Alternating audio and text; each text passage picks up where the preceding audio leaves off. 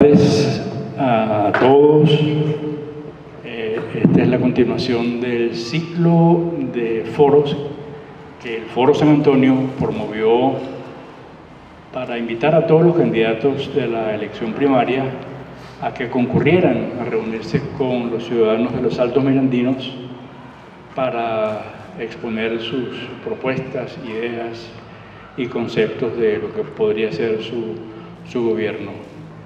Para el Foro San Antonio es un honor tenerlos acá. Le damos la bienvenida a los concejales del municipio de Los Alias, Ángel Román y César Felice, que vienen en representación del alcalde, a quien le damos una vez más las gracias por prestarnos su casa y permitirnos realizar esta serie de foros. Quisiera presentarte nuestras disculpas por la escasa asistencia. Bueno, hay ocasiones en que algunos llaman más la atención que otros o atienden más la invitación que otros.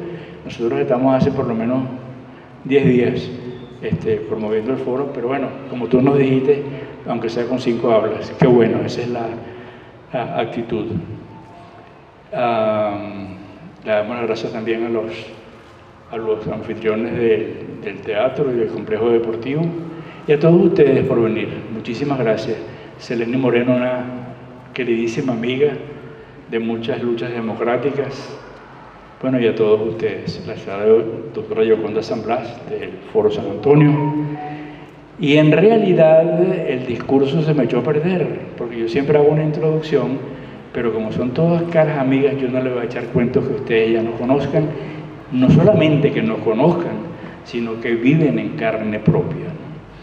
Sí, una nota que me gustaría resaltar una vez más. Nosotros, cuando digo nosotros me refiero a la oposición venezolana, venimos de una serie de descalabros y, por decirlo de la manera más ligera, de un estado de desconcierto y de desorientación a causa pues, de la cantidad de errores que ha cometido nuestro liderazgo con bandazos estratégicos, como se llaman, que van desde la abstención, las acciones de calle, las acciones violentas de calle, los intentos de golpes de Estado, etc. Y la abstención nos hizo muchísimo daño por doble partida. Primero porque reforzó la desesperanza que estaba ya arraigada en el pueblo, y segundo porque cedimos espacio que era innecesario cederlos, ¿no? Por fortuna, están ahora 14 candidatos recorriendo el país, llamando nuevamente la atención sobre la efectividad y la potencia del voto como una herramienta democrática para introducir los cambios. Eso ha vuelto a resurgir la esperanza, y hoy hay cada vez más gente que cree en el voto y que cree sobre todo en la unidad. Eso que perdimos. Algún daño le hemos hecho al gobierno que está tan interesado en bloquear la primaria, en bloquear a los candidatos, en inhabilitar, etcétera, pero aquí estamos. Qué bueno que estamos reencontrándonos y qué bueno que tenemos exponentes de la política que están dispuestos a enfrentar a Maduro con un candidato unitario, el que se ha decidido por la colectividad. Le damos la bienvenida a nuestro invitado de hoy. Gracias por aceptar la invitación una vez más. Es un honor tenerte con nosotros. Se trata de César Alejandro Pérez Vivas, de 66 años. Quiere decir que es una capa nueva de la cohorte de políticos del escenario venezolano de la oposición. Tachirense, abogado, profesor universitario, conferencista y político, y ha desarrollado una vasta trayectoria como político y dirigente de COPEI, de la socialdemocracia. Fue diputado al Congreso Nacional y también a la Asamblea Nacional. Tiene una larga trayectoria académica. Fue gobernador del estado Táchira, donde impulsó cambios económicos y sociales en su estado, y recientemente fue impulsor de un referendo revocatorio contra Maduro, que pues le granjeó también la enemistad y la persecución. Repito, es un honor para nosotros tenerte, bienvenido, y el micrófono es tuyo.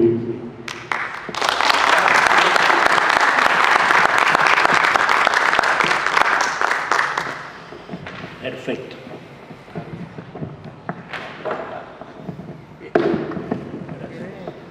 Bueno, muchas gracias. Buenas tardes. Muchas gracias al amigo Pedro Medina, que puso tanto interés en invitarme esta tarde para conversar con ustedes acá. Agradecer a todos ustedes su presencia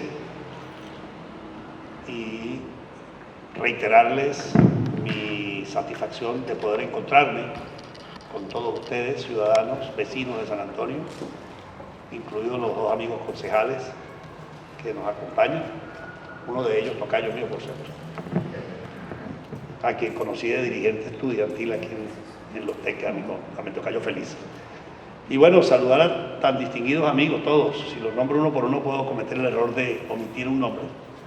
Pero me parece muy importante que la sociedad democrática en cada municipio promueva la participación, promueva el encuentro de los ciudadanos para animar el cambio político, para animar el ejercicio de la ciudadanía como un objetivo fundamental en el proceso de cambio que nosotros necesitamos construir para Venezuela.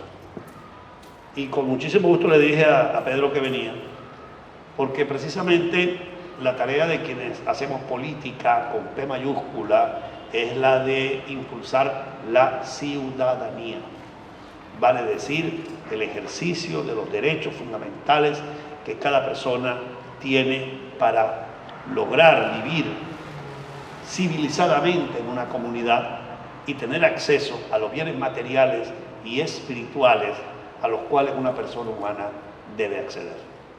Por eso me siento satisfecho de poderlos encontrar a todos y cada uno de ustedes.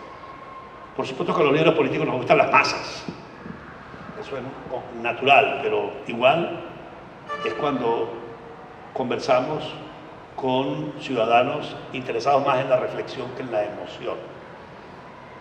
La rebelión de las masas de Ortega y Gasset nos enseña cuán emocional es el contacto con las masas y nos enseña cómo usar la palabra en cada escenario y en cada circunstancia.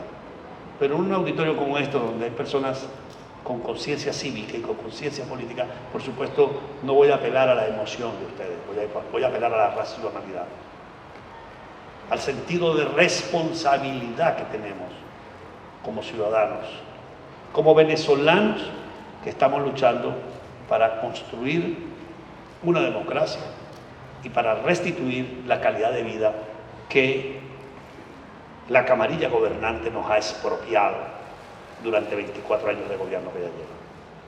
Yo estoy aquí fundamentalmente porque quiero salir de Maduro, porque quiero salir de esta banda criminal que ha asaltado el poder.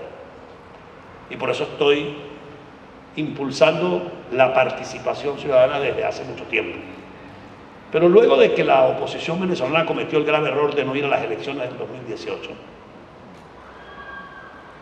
y que el formato impuesto por la camarilla gobernante casi nos impide el ejercicio del derecho a elegir, como ocurrió en las elecciones parlamentarias de 2020, fui de los dirigentes que asumió la tarea de volver a inculcar la ciudadanía y la participación electoral como un camino para conseguir el cambio. Por eso me aproximé a la consulta del 2020 como una forma de actuar desde la ciudadanía, protestando el fraude de la elección parlamentaria del 2020. Por eso lideré el movimiento venezolano por el revocatorio, para impulsar el ejercicio de ese derecho consagrado en la Constitución, y desde ese mismo momento planteé la necesidad de ir a las elecciones presidenciales siguientes. Porque si bien Maduro tuvo el descaro de negar el derecho a revocar, consagrado en el artículo 72 de la Constitución, pues me parece que le va a costar mucho el año que viene negar el derecho a elegir, que se deriva del vencimiento de su mandato. Sin embargo, no lo descarto. Es decir, no descarto que ante una derrota inminente, Nicolás Maduro no haga elecciones el próximo año y se invente algún estado de excepción o se invente cualquier mecanismo para desconocer la voluntad ciudadana.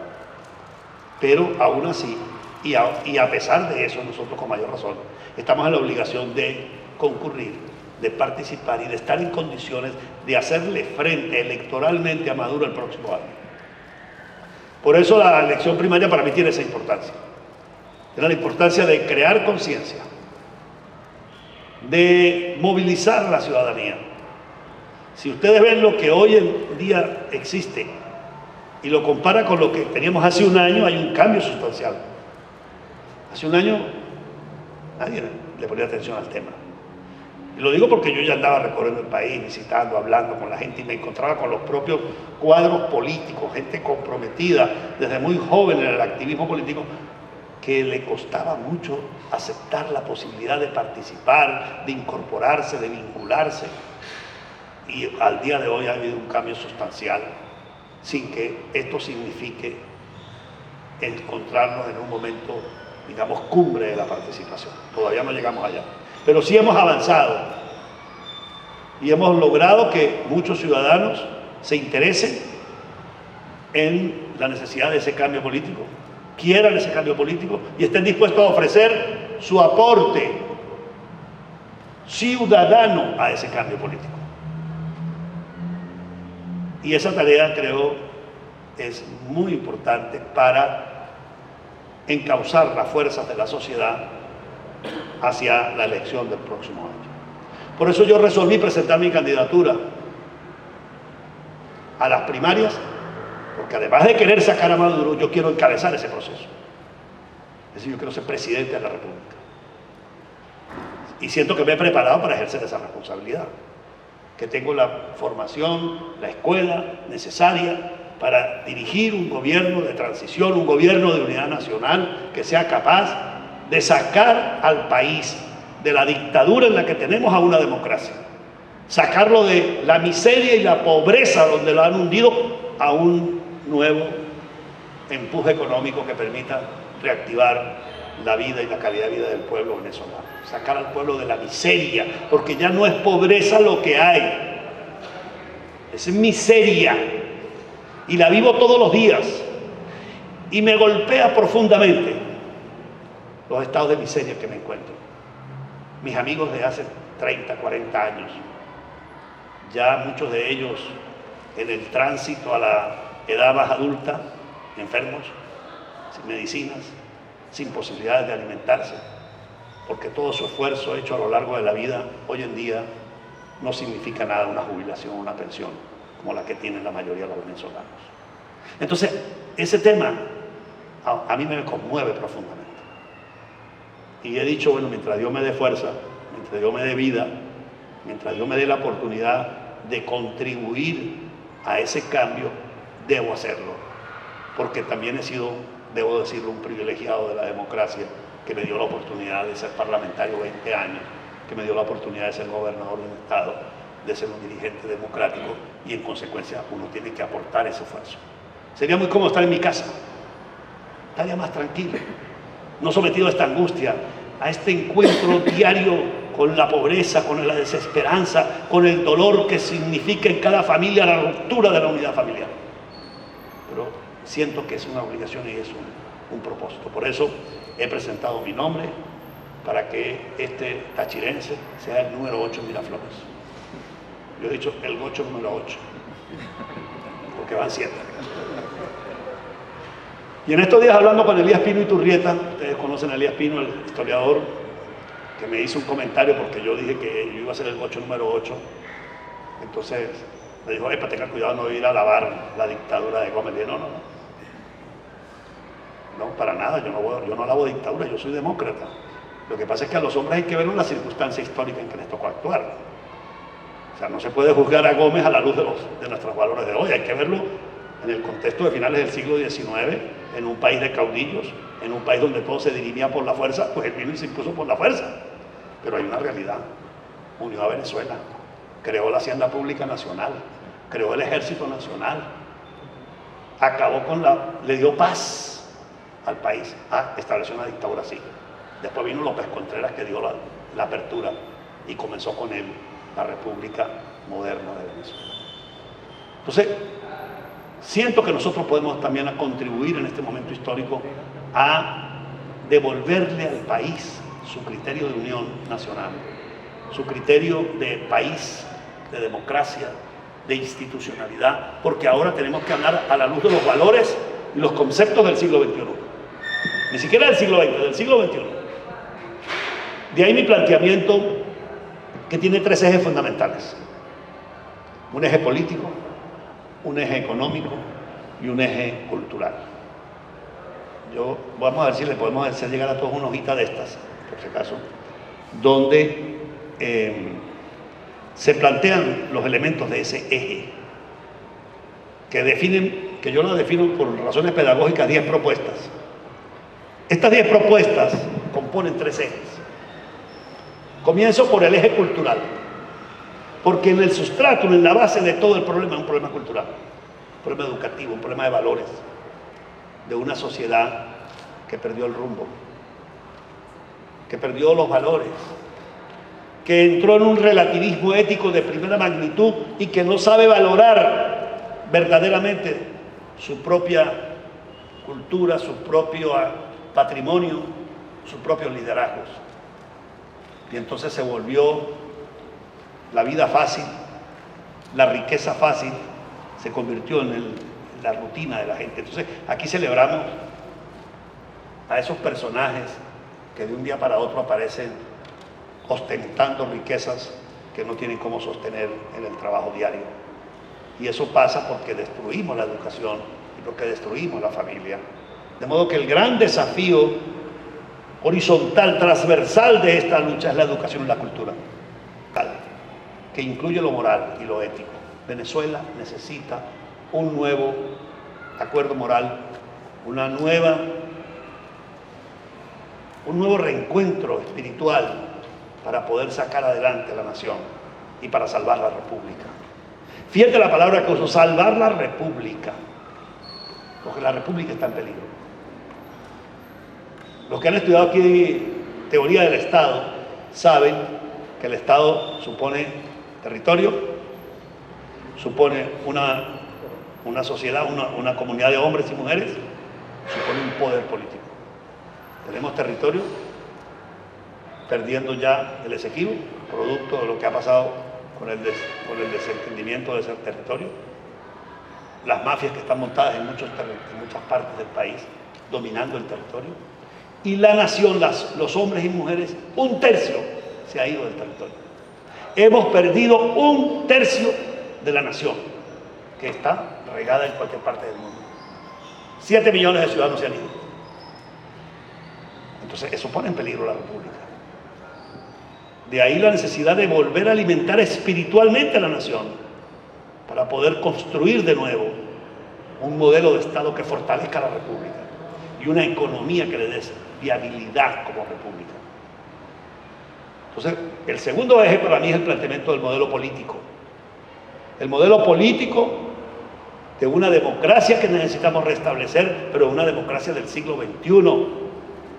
Eso supone desmontar el Estado centralista, militarista, autoritario, que consagró la Constitución de 1999 y que Hugo Chávez impuso a su medida para poder dejar fundada esta dictadura que hoy tenemos en Venezuela. Y eso tiene su raíz en un hecho cultural, que es el caudillismo, pero también en un hecho jurídico-político que fue la Constitución de 1999. La Constitución de 1999 ha establecido un presidencialismo como nunca en la historia. Aquí yo propongo modificarlo. ¿Cómo lo modificamos? eliminando la reelección del presidente de la República, limitando su periodo a 5 años, estableciendo la doble vuelta presidencial, quitándole poder al presidente para que el presidente no sea solamente el administrador de la Hacienda Pública Nacional, o sea, sino el administrador de la Hacienda Pública Nacional y no legislador como lo es hoy en día.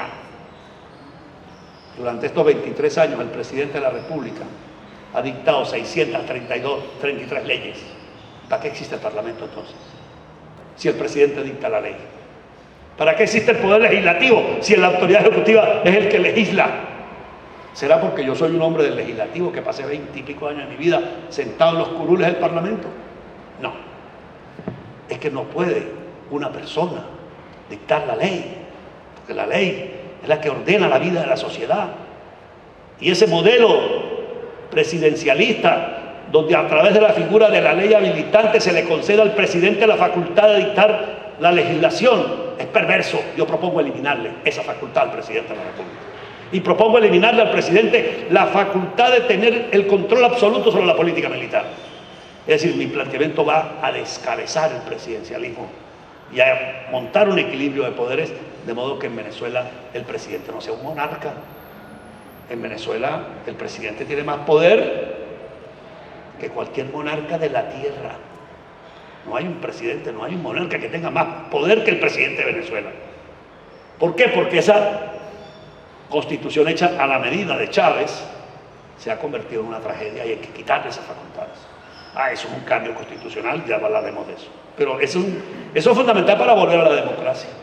Entonces, una democracia con equilibrio de poderes, una democracia federal y municipalizada. Y lo estoy diciendo desde un municipio como este, que en medio de todo está dentro del área de la Gran Caracas.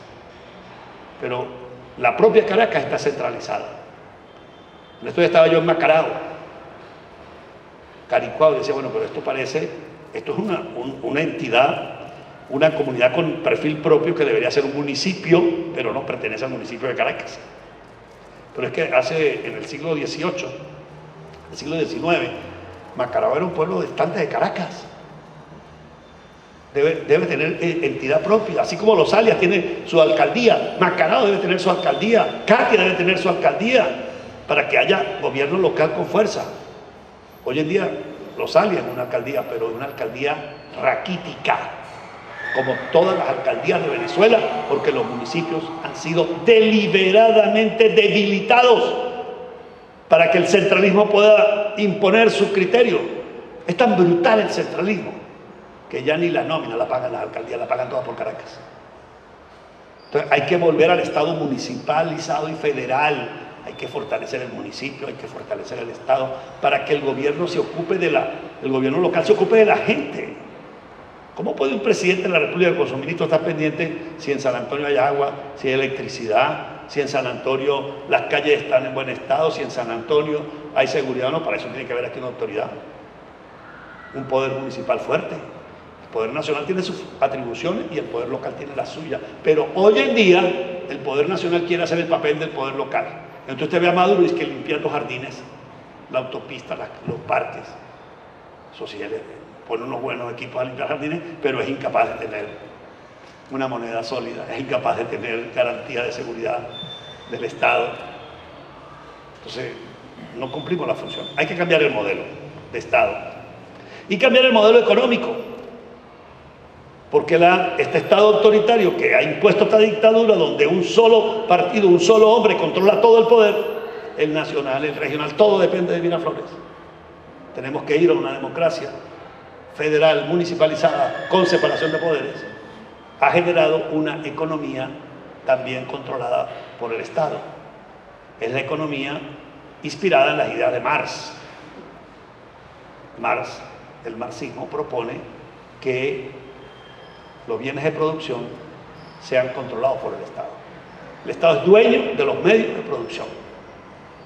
Porque hay una teoría respecto al tema, dejarlo en manos de los particulares es explotar al hombre por el hombre, y bueno, la explotación ya la historia lo ha demostrado cómo es.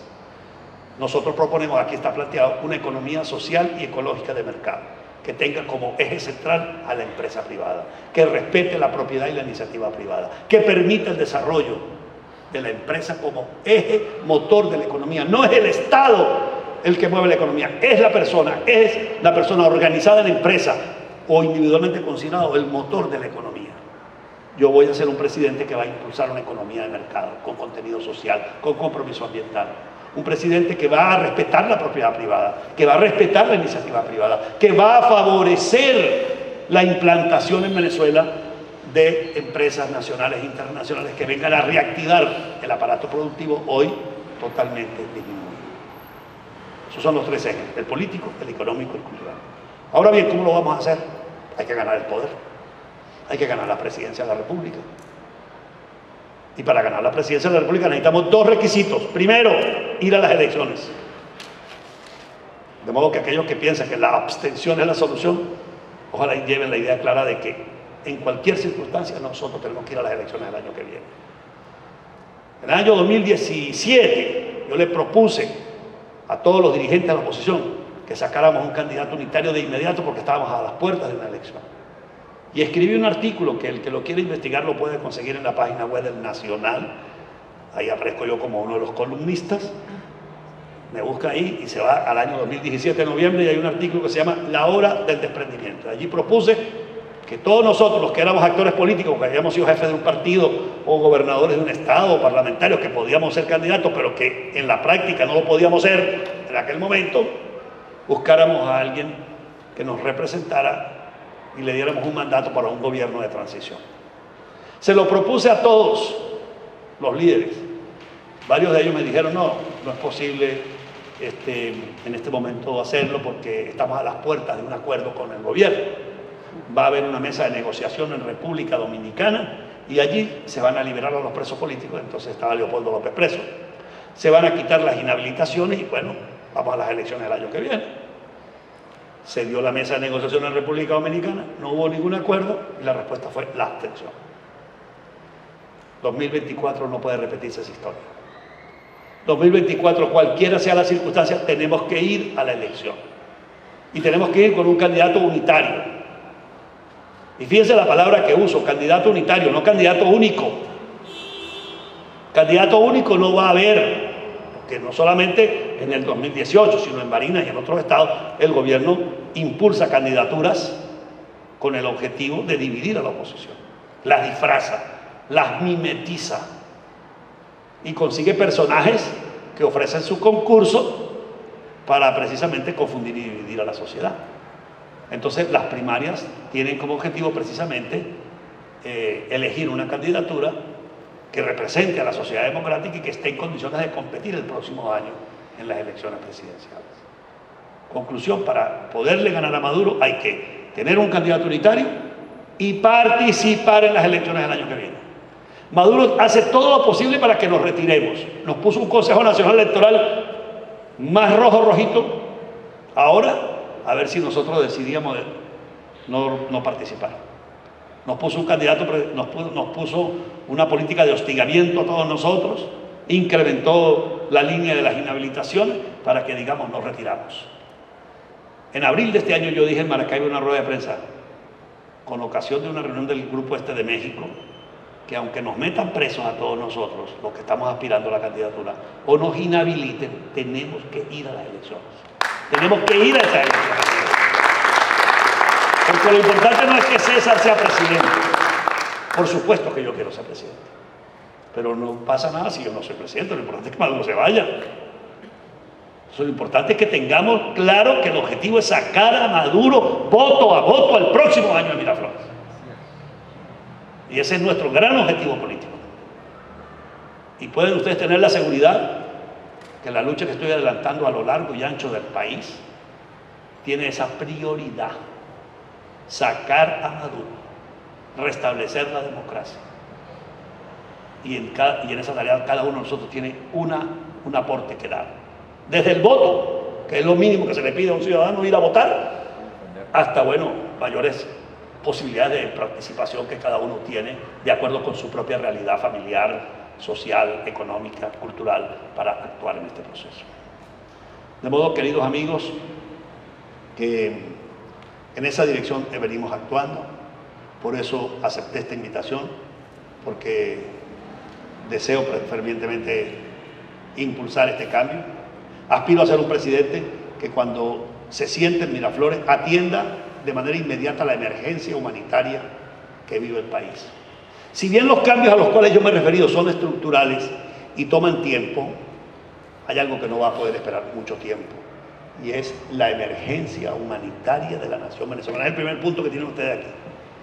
Vamos a impulsar un proceso de emergencia, un programa de atención inmediata, buscando fondos extraordinarios, tanto de las reservas del país como de la comunidad internacional, para atender la hambruna que hay y la situación de enfermedad que existe en el país. Aquí la mayoría de los que estamos aquí presentes somos personas ya por una edad un poquito entrada, y sabemos que nuestra generación está enferma, que ya cualquiera de nosotros se toma por lo menos una pastillita para la atención. El más joven que debe ser César Feliz todavía no toma pastilla, pero bueno, el concejal, ¿verdad? Pero aquí todos tenemos que tener cuidado con la salud. Y les quiero decir una cosa que más me golpea en este momento del país. Es cuando aprecio a mis amigos enfermos y no poder tener cómo ayudarlos. Esto estaba en Cumaná y un compañero me decía: yo lo que aspiro es que usted tenga una responsabilidad, que si nos enfermamos tengamos quien nos ayude. Entonces eso supone un plan de emergencia, porque usted no puede llevar a una persona aquí allá. No, un plan integral de atención inmediata a la persona de la tercera edad y a los niños desnutridos que hay en este país. Porque hay muchas madres jóvenes que no se están alimentando bien, que llevan en su vientre una criatura desnutrida. Las enfermedades, entonces estaba yo en Ospino, unos niños de 1 año con unas enfermedades gastrointestinales brutales y no había cómo atenderlos. Se murieron 2 producto de la falta de atención médica, y eso no es noticia. Entonces un plan de atención inmediata que se ocupe de atender la emergencia alimentaria y sanitaria que tiene el país, y un plan que atienda a los jóvenes también. Nuestros muchachos se nos están yendo. ¿Cuántos de nosotros no tenemos los hijos ya regados por el mundo? Los sobrinos, los nietos. Vamos a lanzar un programa para que los muchachos puedan quedarse en el país, para que puedan aprender y trabajar, aprender y ganar. Es un proyecto que tiene como objetivo que los muchachos los podamos instruir, llevar al proceso educativo, pero inmediatamente incorporar al mercado de trabajo usando las tecnologías modernas. Para eso hay que resolver el problema de la conectividad, pero hoy en día se puede perfectamente poner a los muchachos a trabajar en el comercio digital, en el comercio internacional, en el marketing digital, en el diseño industrial, sin dejar de lado los oficios normales, que también hay que enseñar gente a trabajar desde albañilería, plomería, electricidad, que son tareas que ya hoy en día no se hacen. Ese famoso ICE desapareció, ya no existe, no cumple ninguna función. Vamos a educar a los muchachos para el trabajo, vamos a modificar ese esquema educativo para tener una educación para el trabajo que incorpore a los jóvenes al trabajo. Esa es lo que yo llamo el programa de emergencia inmediata que hay que abordar en paralelo con la reforma estructural a la cual me he referido al comienzo. Una reforma estructural que debe ir a fondo del modelo de Estado, del modelo de economía, para poder darle un nuevo aliento moral a Venezuela. Esa es la propuesta que yo le estoy haciendo al país, que yo se la dejo a ustedes acá. Por supuesto que a todos ustedes que son ciudadanos les pido que me den su confianza, porque he aprendido desde muchacho que me metía a ser dirigente en el que hay que pedir el voto, no sé si están por dárselo. Entonces aprovecho de pedirle a todos el voto. Tienen que ir a votar por mí el día de la primaria, porque conmigo tienen un voto seguro por la unidad. Si a mí me dan ustedes la confianza y me dan su voto para ser el candidato de la unidad, yo convocaré a todos los sectores a integrarse en la tarea de reconstrucción del país y presidiré un gobierno de unidad nacional. Yo fui un gobernador que dirigió un gobierno de unidad de mi región, donde todos los sectores productivos, académicos y políticos tuvieron su espacio. Cuando me toque ser presidente, haré un gobierno de unidad nacional. En estos días que estuve en Cumaná, me tocó ir a una reunión en la Casa de Acción Democrática y había un retrato grande de Rómulo Betancourt y le dije: mire, este va a ser mi prototipo de gobierno, Betancourt. Entonces había un señor ahí de formación copellana, me dijo, ¿eso por qué? Si usted es copellano. Dije, bueno, soy un demócrata cristiano totalmente, pero es que Betancur fue un presidente que dirigió en Venezuela un gobierno de unidad nacional después de la dictadura de Pérez Jiménez. Hay que reconocer que el señor Betancur no montó un gobierno adeco. Había 3 ministros adecos, había ministros del sector privado, del sector económico, de URD, de COPEI, de ADE. Fue un gobierno de unidad. Aquí no hay espacio para un partido. Aquí no hay un solo partido que pueda decir yo voy a gobernar solo. Un líder que diga yo soy el único, yo soy el superior, yo soy el que me las sé todas. No. Que hace falta un gobierno de unidad nacional. Y si ustedes me dan ese voto, yo voy a hacer un gobierno de unidad nacional.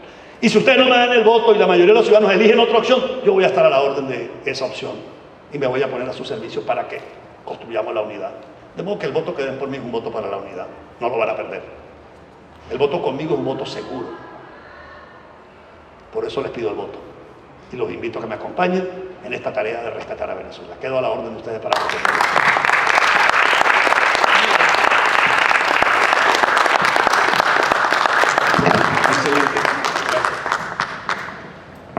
Bueno, tenemos un espacio para preguntas. Gracias nuevamente, César, por la notable presentación, sumamente clara. Y pues para todos ustedes está abierto un espacio para que el candidato pues pueda responder sus inquietudes. ¿Son mis ojos? Estoy viendo a Edgar Laya. Bienvenido, concejal. Se incorporó tarde el concejal César Laya. Otro César. Edgar Laya. Edgar, perdón, caray, disculpa. Estoy peor que yo, sí. Sí.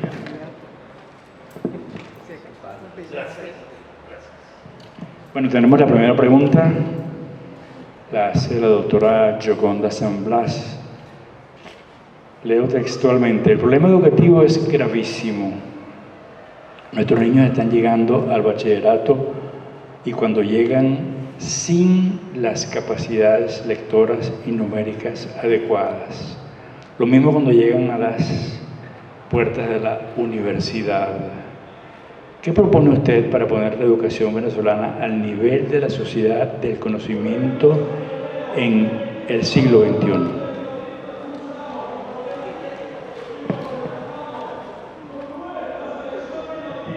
Gracias. Bueno, esta pregunta de la profesora Gioconda es muy importante porque, como yo dije al comienzo, toca un eje transversal, que es lo cultural, lo educativo. Y ese desafío de volver a rescatar la educación pasa, a mi modesta opinión, porque el cambio del modelo económico y político se pueda concretar. Una educación de calidad del primer mundo, de la sociedad del conocimiento, no es posible lograrlo en una sociedad autoritaria, por comenzar. Si necesitamos una sociedad libre, donde el pensamiento libre tenga cabida. Entonces, una sociedad que censura, una sociedad que persigue al educador, que desconoce los derechos del educador y de los ciudadanos, no permite una educación de calidad. Entonces, es un requisito fundamental el cambio del modelo político y del modelo económico para que el país vuelva a tener un crecimiento económico y un Producto Interno Bruto que genere las divisas con las cuales financiar la educación. Educación y salud, que son dos servicios fundamentales, para mí prioritarios, como lo dice en la hojita que les entregué, supone un costo que debe financiar la sociedad. Si no vamos a tener una educación libre, una educación democrática, una educación para el trabajo, una educación para la sociedad del conocimiento, si no tenemos cómo financiar esa educación. Esa educación tiene un costo. ¿Por qué el niño llega sin capacidades a la escuela o a la universidad, el joven? Porque el preescolar no sirve. Y no sirve porque no hay cómo atender un preescolar, porque no hay cómo dotar las instalaciones de los preescolares, porque no hay cómo exigirle a un maestro en un preescolar que le dedique su tiempo a educar a los niños. El maestro llega al aula de clase en el preescolar en la escuela o en el bachillerato y está pensando que en su casa no hay comida, que sus hijos no se han alimentado. ¿Cómo le puede exigir a un maestro que atienda su obligación si no tiene cómo cubrir ni siquiera para pagar el pasaje para ir a dar clase? Yo conozco educadores en diversas partes del país cuya residencia está distante de la escuela y con el salario que hoy tienen no pueden pagar ni el pasaje. ¿Cómo se visten? ¿Cómo se equipan para poder educar? Pero vamos a las escuelas. Las escuelas están totalmente abandonadas, destruidas. En estos días estuve yo en mi pueblo natal del Táchira, la ciudad de La Grita, y pasé por un pueblo intermedio llamado Ceboruco, y cuando vi el liceo, yo pensé que había sido una bomba de Ucrania que le había caído a ese liceo. Aquello es peor, igual que cuando fui a la Universidad de Oriente el año pasado en Cumaná. Yo en mi cuenta de Instagram pueden ver el video que yo filmé, que yo grabé en la Universidad de Oriente en Cumaná. Aquel edificio parecía un edificio de Ucrania, bombardeado. Entonces es fundamental cambiar el modelo económico porque tenemos que incrementar el ingreso nacional. Un país que tenía una producción de 3,5 millones de barriles de petróleo y hoy produce 700,000 barriles.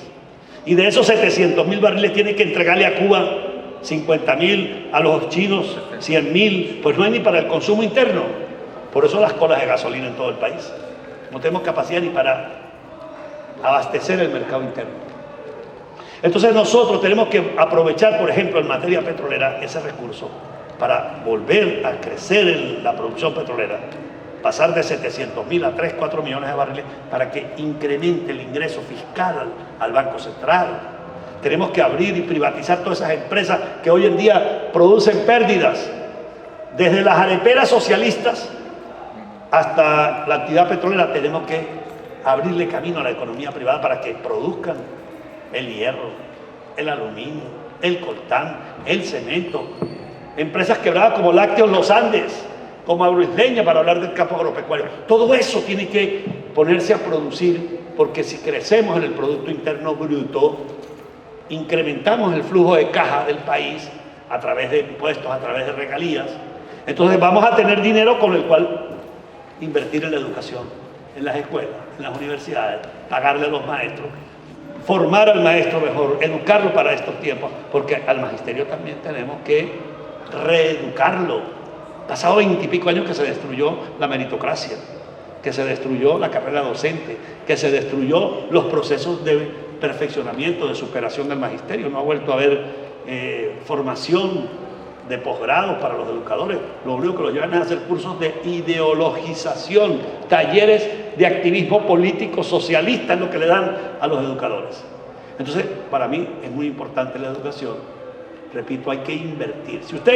Si el Estado venezolano mañana, bajo mi conducción, me dice el ministro de Finanzas, aquí tengo 5,000 millones de dólares y hay 5 proyectos. 1, reactivar 100 pozos petroleros. 2, abrir de nuevo la siderúrgica del Orinoco. 3, invertir en preescolares y escuelas y hospitales. 4, mejorar el salario de los educadores y los maestros. Yo me voy por los 2 últimos y dejo los 3 primeros para que lo haga el sector privado.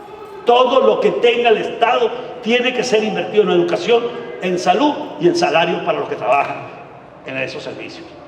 Estos sectores los puede atender el sector privado. Queremos invertir para aumentar la producción de hierro, que venga la empresa privada. Queremos invertir para aumentar la producción de petróleo, que venga la empresa privada. Queremos invertir para aumentar la producción de carne y leche y para procesar esa leche, que invierta la empresa privada.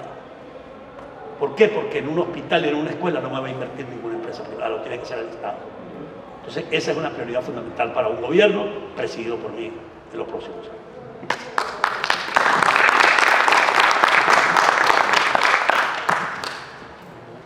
Gracias. Servicios públicos. La pregunta dice, los primeros meses del próximo gobierno serán clave en los servicios públicos. Son prioritarios y pueden marcar la diferencia. ¿Cómo lo haría? Con el sector privado. No hay manera de que el Estado de un día para otro logre poner a funcionar estos servicios públicos. Voy a poner un ejemplo, la electricidad, que se va todos los días. No sé si aquí en San Antonio se va o no se va la luz. Tengo un amigo mío que me llama y me dice, no tengo luz en la casa. Aquí en San Antonio. La electricidad de Caracas, ¿qué era? ¿No era una empresa privada? Se iba la luz en Caracas. La electricidad de Barquisimeto en el bar era empresa privada. La de Margarita era empresa privada. La de Maracaibo era empresa privada. Llegó Chávez, dijo, eso es un elemento estratégico. Por lo tanto, no puede estar en manos privadas. ¡Pum! Está pisada. Ahí está. Destruida la empresa eléctrica. Un gobierno presidido por mí lo primero que va a hacer es llamar a la empresa privada a que participe en la distribución eléctrica, a mejorar y lo que podamos generar, porque hay un déficit de generación. Hay un equipo, por cierto, de venezolanos con los cuales yo he estado reunido en los últimos meses, trabajando el tema energético, en materia petrolera, en materia de electricidad, y hay ya, digamos, estudios hechos, cómo hacerlo. Entonces, el tema de los servicios públicos, fundamentalmente, para que puedan tener una respuesta rápida, es con el capital privado. El Estado no tiene. Y la posibilidad de conseguir financiamiento internacional está limitado porque Venezuela tiene una deuda externa muy alta que hay que renegociarla. Tenemos una deuda con los chinos. Allá anda Maduro pidiéndole plata a los chinos otra vez. Así es. Pero tenemos una deuda con otros factores.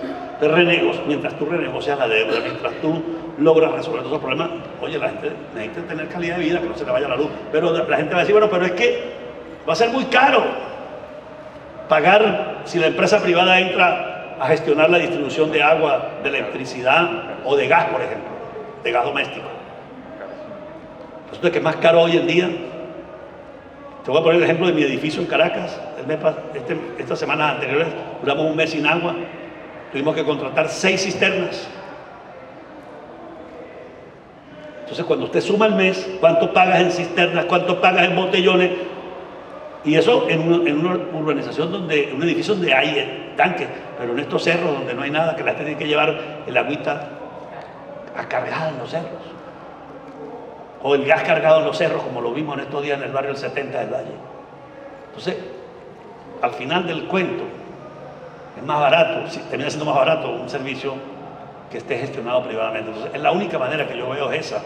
Me perdona si alguien no comparte conmigo esta visión, pero creo que no vamos a tener otro remedio si queremos tener servicio público. Bien. Gracias. Seguimos en los servicios. ¿Qué propone usted para el sistema de salud? Dice esta pregunta. Nosotros tenemos que hacer valedero el Sistema Nacional de Salud. El Estado tiene que garantizarle a la ciudadanía un sistema de salud de calidad. Y por lo tanto vamos a repotenciar todo ese sistema, invirtiendo los recursos que el país pueda producir en ese servicio y estableciendo un sistema personalizado de asistencia médica a cada ciudadano. Vamos a consagrar la cédula sanitaria. Que cada uno de nosotros, desde el momento en que nace, tenga una historia médica y que se le haga la asignación de su médico de cabecera desde el momento en que nace y a lo largo de su vida, donde quiera que se resida, tenga la capacidad de ser asistido médicamente. Para que podamos tener una información de la persona. Hoy en día usted se enferma, me llevan para un hospital y no saben cuáles son sus patologías, cuál es su historia médica, cuando esa historia debería estar en un chip, que hoy en día es muy fácil de llevar, almacenar la historia, así como lleva un prontuario a veces hasta personal de gente que comete delito, por ejemplo. Bueno, vamos a estudiar la historia médica de este niño que nació, vamos a empezar a crear un banco de información y vamos a tenerle un médico que lo esté monitoreando a cada persona. Eso supone invertir en salud. Por eso el Sistema Nacional de Salud supone una inversión pública del Estado. En un país petrolero, en un país que tiene tanta riqueza, lo menos que puede ofrecerle a la ciudadanía es un servicio de salud de calidad. Sí, esto no significa que el sistema privado de salud no exista. No existe. Y todo aquel que lo quiera usar lo use, el que tenga un seguro privado que lo use, el que quiera ir a una clínica que lo tenga. Pero tiene que haber la posibilidad de que el que no tiene cómo costearse un seguro, el que no tiene cómo acceder a una clínica, tenga un hospital digno y de calidad donde ir. Obviamente hay que gerenciar con criterios modernos el servicio de salud y ponerle orden al manejo de los hospitales, porque realmente ha habido también mucho desorden, mucho robo, mucha corrupción en el manejo de los hospitales. Entonces ese es un tema fundamental, el Servicio Nacional de Salud, que todo ciudadano tenga el derecho a ser asistido a través de un sistema eficiente de salud pública en Venezuela. Gracias.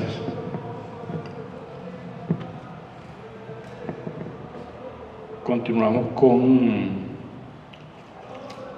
los servicios y los recursos. ¿Qué propuesta hay para el futuro donde el petróleo ya no está siendo tan necesario como lo ha sido hasta ahora? Bueno, todos conocemos que hay una competencia o hay una política mundial por liberar al planeta de los combustibles fósiles. Existe una preocupación por el calentamiento global legítima, por los gases de efecto invernadero que producen los combustibles fósiles y el petróleo es uno de ellos. Nosotros pensamos que tenemos que aprovechar la ventana de oportunidad que aún significa el petróleo que tenemos aquí, como un instrumento para apalancar el desarrollo económico y para financiar la recuperación del país. De acuerdo con las informaciones disponibles hasta ahora, pudiera todavía durar unos 20, 40 años el uso intensivo de combustibles fósiles, en tanto que las energías alternativas como la eólica o la energía solar u otros tipos de energías pueden desarrollarse y sustituir a la energía derivada de los combustibles fósiles. Pero mientras eso ocurre, entonces nosotros debemos aprovechar esa oportunidad que significa tener bajo nuestro territorio las reservas de petróleo más grandes de la humanidad. Si nosotros no aprovechamos el tiempo, nos vamos a quedar con ese petróleo abajo enterrado. Pero ese petróleo tiene que servir también de oportunidad para recuperar la economía del país y para abrir la posibilidad de que otras, digamos que las otras energías también se desarrollen. ¿Lo va a poder hacer el Estado? Por lo menos en estos primeros 10 años no lo va a poder hacer. Porque el nivel de ruindad, de quiebra del Estado venezolano es tan grande que no va a poder invertir en un proyecto de ingeniería eólica. Ahí tienen el parque eólico de Punto Fijo. No sé si ustedes han visitado allá en Cariluana, que es el parque monumental paralizado. Entonces, ¿quién puede hacer eso? El sector privado. Si nosotros tenemos una ubicación geopolítica, por nuestra ubicación al norte del continente americano, por encima del Ecuador, pero lejos todavía digamos, de la zona norte del planeta, tenemos una exposición solar de 14 horas diarias. Podemos usar energía solar, podemos tener energía eólica, tenemos energía hidráulica todavía, y tenemos todavía potencialidad en el campo de ingeniería hidráulica con toda la devastación que esta revolución ha hecho de la zona del Parque Nacional Canaima, de la zona de Guayana. Entonces, sí hay posibilidad de desarrollar otras energías alternativas, pero repito, lo que tenemos que hacer como Estado es favorecer, facilitar que sectores del mundo energético lo hagan, e inclusive dentro de los convenios que desarrollemos para aprovechar el petróleo, llegar a convenios con esas empresas que tienen ya energías alternativas para que las practiquen aquí. Las grandes empresas energéticas del mundo están ya desarrollando alternativas. La British Petroleum Corporation, por ejemplo. Sé que la British está trabajando en energías alternativas. Bueno, si la British viene a Venezuela, también, mira, te vamos a dar 2 campos de la faja bituminosa del Orinoco, pero ¿por qué no creas aquí la posibilidad de un desarrollo de energía solar, por ejemplo? Es cuestión de tener una política energética que favorezca esa apertura, pero hecho con la empresa privada. Yo insisto en que en los próximos años Venezuela no tendrá capacidad. Ese concepto de que el Estado va a invertir, de que el Estado lo va a hacer, no es posible. Porque para mí la prioridad de la inversión del Estado en los próximos años es salud y educación. Esa es para mí la prioridad fundamental a la cual hay que dedicar el esfuerzo del Estado en los próximos años. Gracias.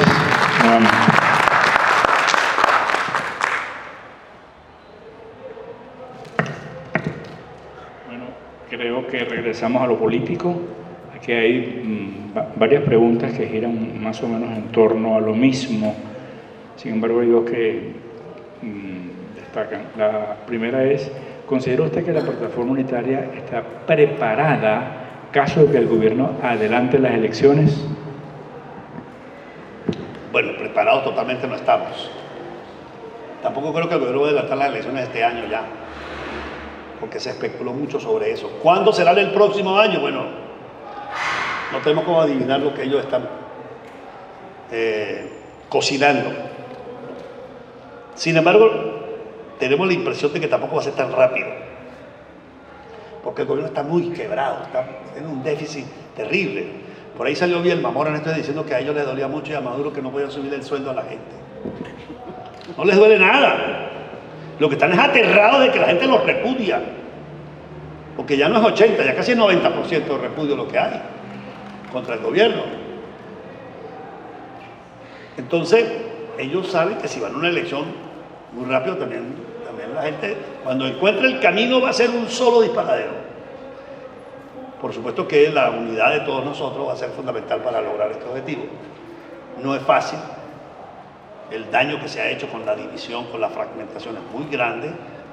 Hay muchas heridas todavía frescas que va a costar mucho resanar, y por eso no todos los actores políticos estamos en igualdad de condiciones de conducir un proceso como el que estamos viviendo en Venezuela. Ojalá y podamos, repito, encauzarlo en la dirección de tener una candidatura unitaria y participar en las elecciones del año que viene.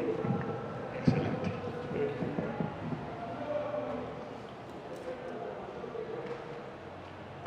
Bueno, un tema álgido que siempre está en los foros.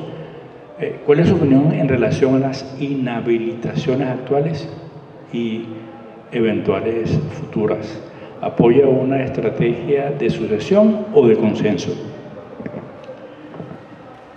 Bueno, en principio las inhabilitaciones siempre las he rechazado porque yo fui víctima de ellas.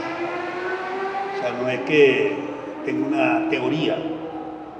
Por formación jurídica, rechazo la inhabilitación administrativa por ser contraria a la Constitución y porque además están siendo hechas de manera totalmente arbitraria. O sea, ya no hay, ni siquiera guardan las formas.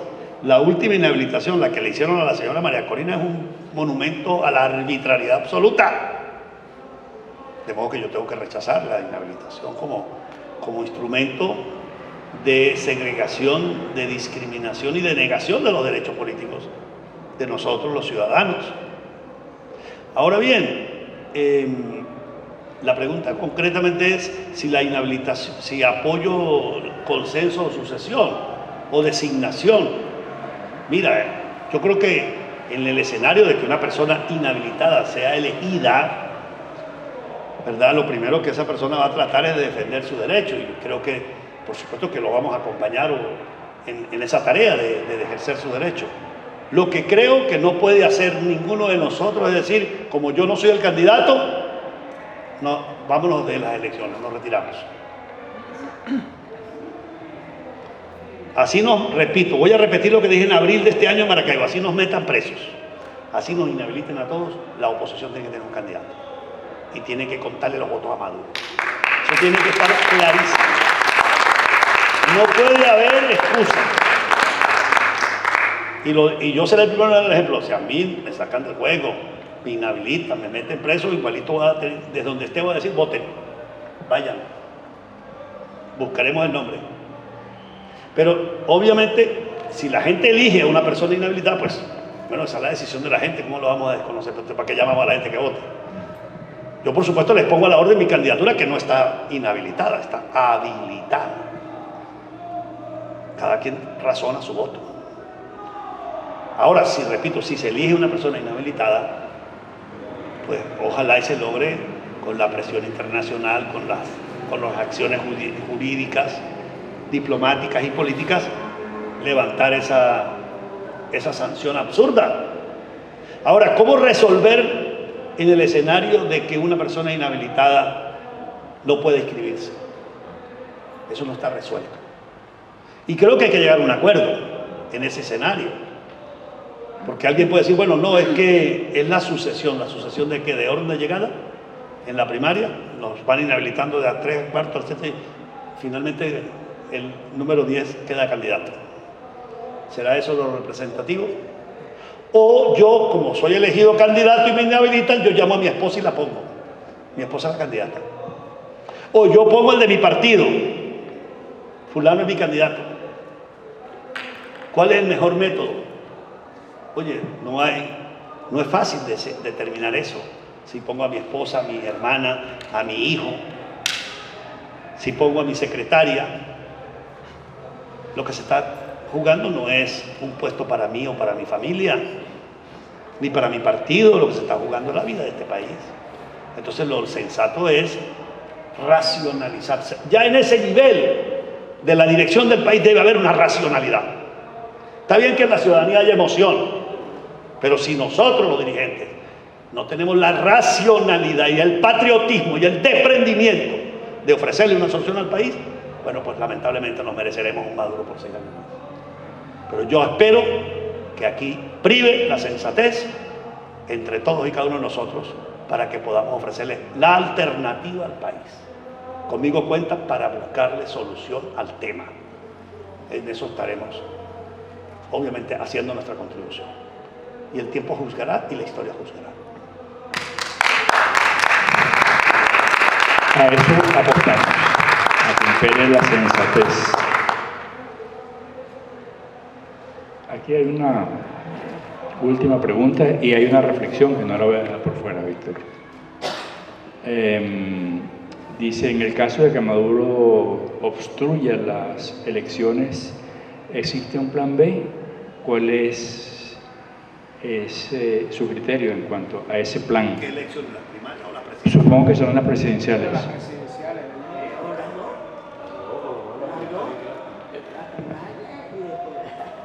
Tiene 2 preguntas en uno. Bueno, mira, si nos sabotean las primarias, tenemos que ponernos de acuerdo igualito. Tenemos que sentarnos a ofrecer la alternativa para el año que viene. Y si no hace elecciones el año que viene, el cuadro se le complica. Plan B para nosotros como ciudadanos, ¿cuál es? Nosotros somos ciudadanos, nos vamos a declarar en guerra. Voy a venir para acá para San Antonio. Mire, señores, como no pudimos sacar a Maduro voto a voto, vengo a buscar aquí soldados porque yo tengo un ejército y vamos a tomar el poder por la fuerza. No, yo creo que el país, yo creo que si Maduro se atreve a negar las elecciones o a robárselas como hizo Pérez Jiménez en el 57 cuando se robó el plebiscito, le va a ir peor que a Maduro. Porque allá dentro de su propia estructura de poder le va a reventar el problema. Y obviamente nosotros vamos a tener que ir a protestar eso con toda la fuerza como ciudadanos. Lo que nosotros no podemos pensar en la ingenuidad de que nosotros ciudadanos que no cargamos ni un corta uña en el bolsillo, no vaya a ser que nos imputen por ilícito de armas. Nosotros ciudadanos vamos a plantearle la guerra a un ejército forajido de malandros que nos mantienen en las calles como han mandado a la gente a matar muchas veces a los ciudadanos. Yo estoy seguro que el mundo y adentro se va a crear una situación. Pero Jiménez Pesaca la tenía toda controlada en el 57. Desconoció la voluntad popular en el plebiscito del 57 y a los pocos meses de adentro mismo le saltó la liebre y se fue. Si Maduro desconoce el derecho a las elecciones o se roba el resultado, las consecuencias para él van a ser peores.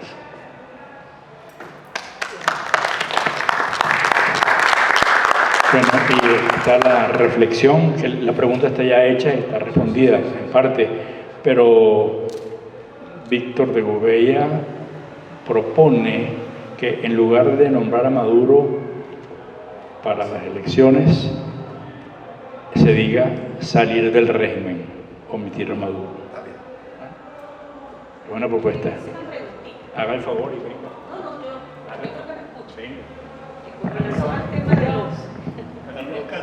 La idea no era levantarme. Permiso, gracias. Doctor, excelente sus planteamientos, de verdad que me comunico con ellos, porque estamos ávidos de un conciliador, de una persona que nos vuelva a unir como venezolanos. Pero como usted sabe, yo vengo del mundo del trabajo, del mundo sindical, del mundo de la lucha de los trabajadores, y ciertamente en estos últimos años hemos tenido demasiados contratiempos con el régimen de Maduro con relación al tema de salarios, prestaciones sociales, beneficios sociolaborales, conquista de décadas de hace más de 50 años, y bueno, aquí estamos, seguimos en la calle.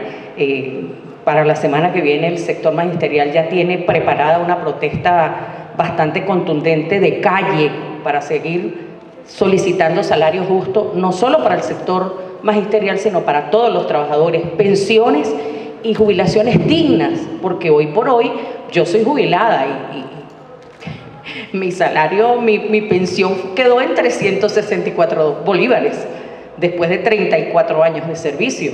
Entonces, ¿qué planteamiento se tiene en el marco de que primeramente Dios logremos nosotros recuperar la democracia y esté usted al frente de eso? ¿Qué propuesta tiene para el mundo del trabajador que se encuentra en esta situación tan crítica, donde perdió todos sus beneficios, se le adeuda una cantidad de dinero, sabemos que el país está quebrado, pero en el marco de esa emergencia y esa transición, ¿cuál es la propuesta que se pudiera tener para este sector? Gracias, doctora Ana, muy amable. Bueno, cuando nosotros planteamos restituir el Estado de Derecho, volver a la democracia, estamos hablando de restituirle los derechos a los trabajadores. ¿Cuáles derechos están confiscados? Todos. El derecho al salario, porque no hay salario. ¿Cómo se puede considerar el salario 3, 4 dólares? Eso no es salario, eso no es ni limosna ya. El derecho a la contratación colectiva, que fue derogado, desconocido de facto. El derecho a la libre asociación, la libertad sindical. Todos esos derechos están absolutamente desconocidos. Este es un régimen que se ha dedicado deliberadamente a destruir el tejido social, a destruir los sindicatos, los gremios.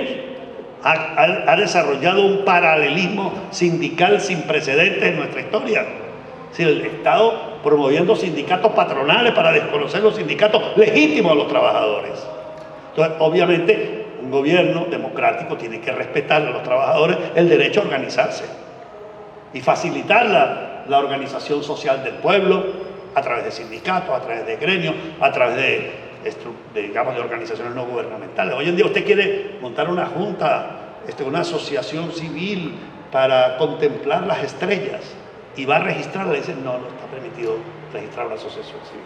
Es decir, está limitado el derecho a la libre asociación, que es un derecho fundamental establecido en la Constitución, pero en la práctica no lo puedes hacer. ¿Por qué? Porque el Estado policial, autoritario que hoy tenemos, lo prohíbe.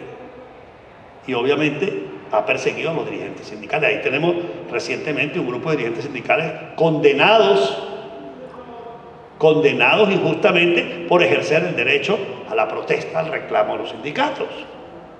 Entonces, desde el punto de vista, digamos, de la organización de los trabajadores, un gobierno democrático presidido por mí será un gobierno profundamente respetuoso de todos los derechos de la libre organización, asociación, contratación colectiva, derecho a la protesta de los trabajadores, y ojalá el liderazgo de ese momento entienda en el momento del país también para administrar ese derecho de manera sensata en bien del país. Ahora, ¿cómo le vamos a recuperar el salario a los trabajadores? ¿Cómo le vamos a recuperar la deuda social que tiene este país con los trabajadores? Hay que recuperar la economía, no hay otra.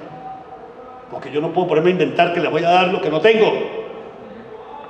Hay gente que habla como si nunca hubiese ministrado, pero cuando yo llegué y me senté en la gobernación de mi estado y me puse a ver cómo hacía para pagarle, por cierto, a los maestros, porque había unos maestros, ¿cómo era que se llamaba esa figura? No, ni siquiera era contratado, una especie de contrato, pero cobraban apenas los meses que daban clase. Por ejemplo, agosto y septiembre, que era de vacaciones, como temporero. Sí, agosto y septiembre no les pagaban. Y no eran interinos, eran maestros que ejercían la docencia, no era que iban a suplir a un titular, no. Se abría un aula, le daba un cargo a un maestro, y ese maestro estaba allí, apenas se le pagaba los meses que daba clase. Y yo llego y digo, pero ¿cómo es posible que el maestro cuando se da vacaciones no come? Agosto, septiembre, diciembre no come, aguinaldo no le daban. Entonces me pongo, oye, yo quiero resolver este problema. Vamos a pagarle. Bueno, empezamos a echar números, no alcanzaba el presupuesto. ¿Cómo hacemos para resolver este problema? Y así va a pasar con el que se siente, cuando uno se sienta en el gobierno, tiene que sentar a echar números. ¿Cuánto hay aquí en la caja? ¿De dónde conseguimos el dinero para poder empezar por mejorarle el salario? Que es lo primero que hay que buscar recuperar. Lo primero que hay que recuperar es el salario. Yo creo que si en este país se hace una revisión de la estructura de la administración pública, se ahorra una cantidad importante de recursos financieros. Porque aquí se están robando la mitad del dinero que entra al país. Bueno, ahí tiene el caso de Tarea Leizamí. El tipo vendía el petróleo y no depositaba en caja en el Banco Central la plata del petróleo. Aquí se están sacando el oro, el coltán, y no entra ni $1 al fisco nacional. Aquí hay nóminas por montones de gente que no trabaja. Hay nóminas de empresas que producen pérdidas. Desde el fisco nacional se pagan Benaluz, Sigor, Lácteos, Los Andes, Agroisleña, toda esa arepera socialista. Ninguna de esas empresas producen nada. Entonces eso es una carga para el fisco nacional. Bueno, vamos a salir de eso y vamos a ahorrarnos ese dinero y vamos a empezar a capitalizar en las finanzas públicas para poder empezar. Ah, momentico, ¿cuánto tenemos? Podemos subir ya a 150, a 200. Ah, mira, este año ya subimos de 700.000 a 1.200.000 barriles de petróleo y está entrando tanto. Por eso yo digo que la prioridad es educación y salud. Y dentro de la inversión en educación y salud, el primer concepto que hay que tomar en cuenta es el recurso humano.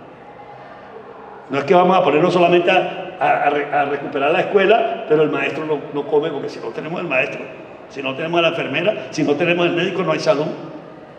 Entonces el proceso de reivindicación del trabajador pasa por una recuperación de la economía, porque el dinero tú no puedes crear dinero fantasioso como lo que crea Maduro cuando le sube 3 ceros a la computadora, pero inmediatamente se devalúa el bolívar y el dólar para arriba. ¿Cuántos ceros ya le ha quitado Maduro al bolívar? 14. No sé, yo ya perdí la cuenta. Y ya estamos llegando a 40 en el dólar ahorita, o sea, vamos devaluando. Entonces no tiene sentido crear salarios artificiales. Pero esto se puede hacer siempre y cuando se le dé cuenta al país. Lo que pasa es que aquí nadie conoce cuántos son los ingresos fiscales. Yo voy a ser un presidente que le va a dar cuenta al país. Vamos a mostrar, mira, aquí, esto es lo que está entrando. Miren lo que estamos gastando la plata. Que el país conozca cómo va haciendo. Yo estoy seguro que con un proceso de disciplina fiscal, de reordenación de la administración, de privatización de empresas deficitarias, de incremento de la producción interna, el país va a empezar a recuperar caja, finanzas, y va a empezar a poder pagar mejor a los servidores públicos. Las empresas privadas que van a venir a trabajar van a hacer una especie de impulsador del salario. Vamos a suponer, por ejemplo, que logremos abrir 300 pozos petroleros el primer año. Que vengan 10 empresas internacionales y le paguen el salario que le pagan afuera aquí a un trabajador. Que un ingeniero petrolero que hoy en día se gana $4.000 en el Golfo de México venga y se lo gane aquí en Jusepín, o en el Tigre, o en Barinas. Ah, pero ese ingeniero venezolano que hoy está por allá, que viene y se sienta allí, cuando se meta $4.000 trabajando en Venezuela, que es lo que ganan allá, entonces aquí va a invertir, va a comprar empanadas donde la señora de la esquina, va a poderle pagar a una señora que le ayuda a mantener su casa, va a poderle pagar al mecánico, va a tener un buen carro, va a poder invertir, va a dinamizar la economía, ¿verdad? Va a dinamizar la economía, va a crecer el Producto Interno Bruto, va a entrar más plata al fisco y vamos a poder pagar mejor. Eso es un proceso. Y eso hay que enseñarlo. Yo creo que una labor que tiene que hacer el nuevo liderazgo, incluido el presidente de la República, es pedagogía para poder sacar adelante este proceso. ¿Suficiente?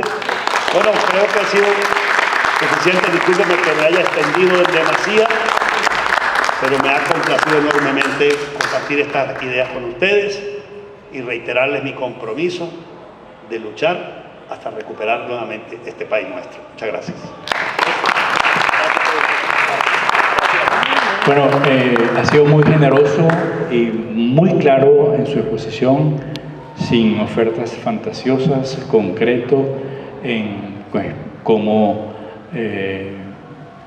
conducir al país hacia una transición y una apertura democrática y económica.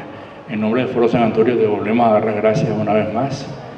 Ha sido un honor tenerlos. Gracias a los concejales que asistieron, gracias a las autoridades y sobre todo al alcalde que nos permite usar su casa.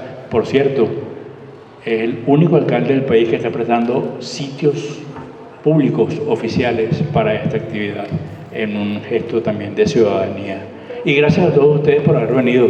Bueno, y recordemos que tenemos un compromiso con la democracia. No es solo el voto, hay que organizarnos, hay que convocar, hay que movilizar y vamos a ganar. César, nuevamente gracias.